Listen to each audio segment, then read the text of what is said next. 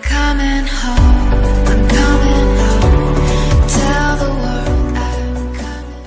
Welcome back to Wilso Productions, and today I bring you a TV review for July. Sorry it took me so long, but I've been just finishing up on the touches of the review, and I finally get to review Arrow Season 1.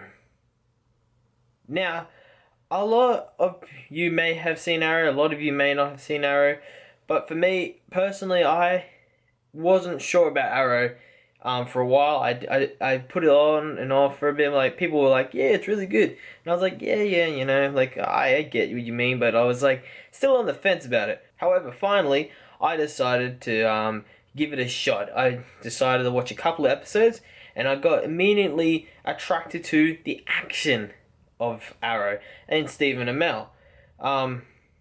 It was just a great kind of a show. So the series was developed by Greg Berlanti, Mark Guggenheim, and Andrew Kreisberg, and it stars Stephen Amell as Oliver Queen / the Green Arrow, Katie Cassidy, who plays Laurel, the lawyer and ex-girlfriend of Oliver Queen, Colin Donnell, who plays Tommy Merlin as Oliver Queen's best friend, and David Ramsey, who plays John Diggle.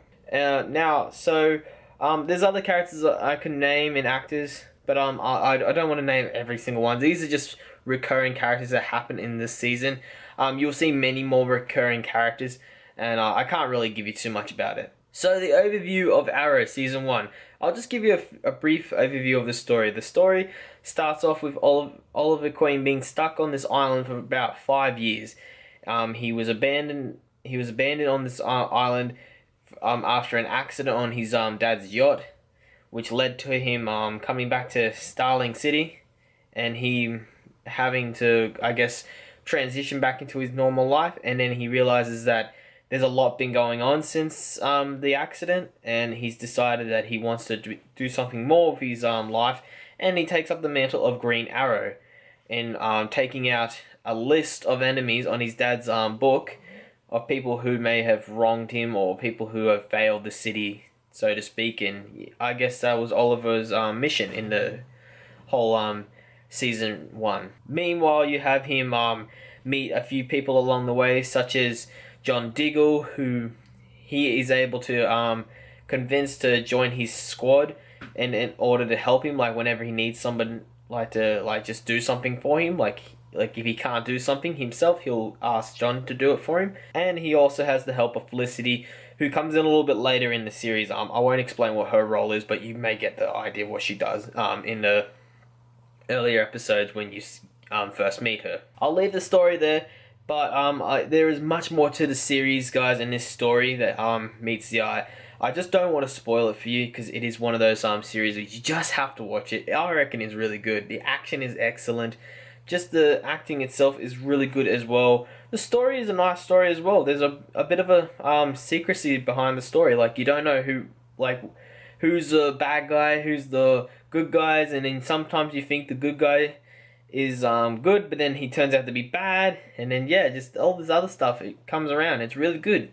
It's great storytelling, and Stephen Amell does an excellent job as the Green Arrow. Like I said, there is a lot of great things about it. Just the locations, the music is also great. Also, the action is just got to be said again. Like, it's just the action that it draws me to the show. I like the action. I love the fact that Oliver just uses these arrows and just nails dudes sometimes. And it's just fun to watch. It's just a fun show to watch like that. Some negatives. Now, I don't really want to drag on the negatives. Any real complaint I could find was that it felt like a bit of a drama at times. There are episodes that go for 40 minutes, and a small portion is dedicated to action, and a lot of big portion is sometimes dedicated to random people's dramas.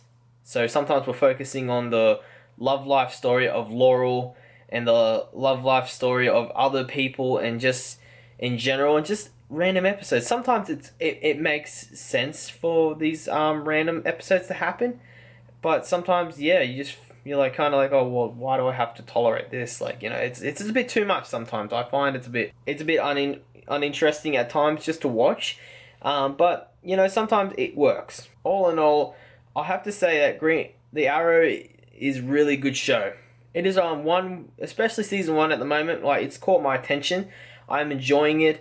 I've definitely enjoyed watching the rest of the show, but I've still to watch season 2 to 4. So I will give you my opinion on those as I watch them.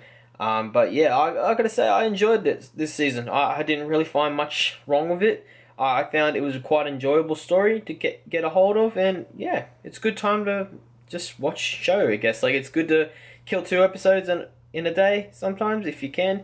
I was doing it 2 episodes a week just to kind of just you know keep my interest in it. So I'm going to give The Arrow season 1.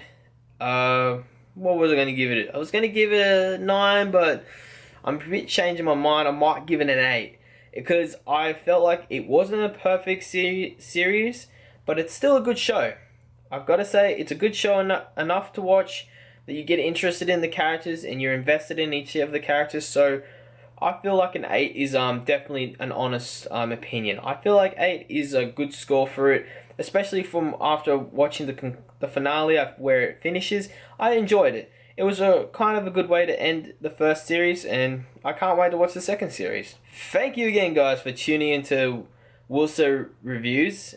I hope you enjoy this production of a review. So if you do, hit that like button. If you want to subscribe, you can always subscribe at the bottom here. If you have any ideas for other TV shows you may want me to watch, always suggest them. I may not go off and start watching the show straight away, but I can always put it in my to-do list, like, you know, like, oh, I've got this show to possibly go and watch now. I might be starting Gotham next to go from August to about September, so I may try and review August or September. I'm not sure if I can finish Gotham in that time. Anyway, until then, guys, I hope to see you soon. Hit me up with any other suggestions of other games or movies you want me to watch in the comment section below, and I'll get back to you soon, guys. See ya. Bye.